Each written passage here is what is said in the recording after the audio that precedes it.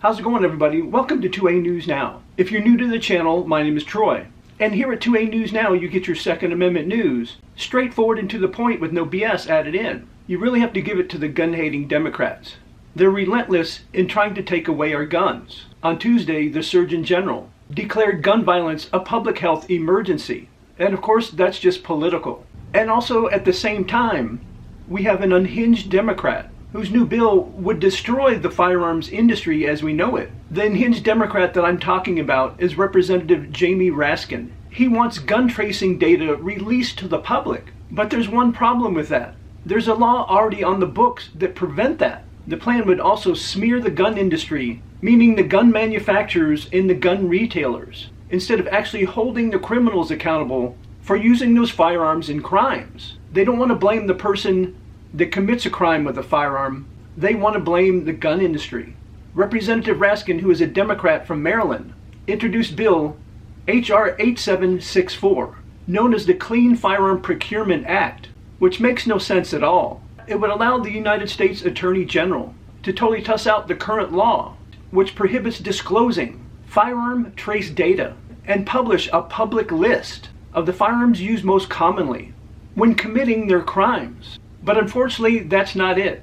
Here's the part of the bill that you want to pay attention to, that I said will destroy the firearms industry. The bill would allow the Attorney General to block any contract with firearm businesses that are listed as the manufacturer, distributor, or seller of those firearms. But they totally leave out the part that these guns are made and distributed and sold lawfully to FFLs. And all transfers at the retail level are done in a face-to-face transaction, and the person has to fill out a 4473 form. The person who is trying to purchase the firearm cannot be a prohibited person, and that's verified by the FBI's National Instant Criminal Background Check System, or NICS, and that part is conveniently left out when the Democrats talk about illegal weapons. For example, Mexico's on-again, off-again, on-again lawsuit against gun manufacturers and how media covers that story. And of course they leave out the important part, that somebody just can't call up a gun manufacturer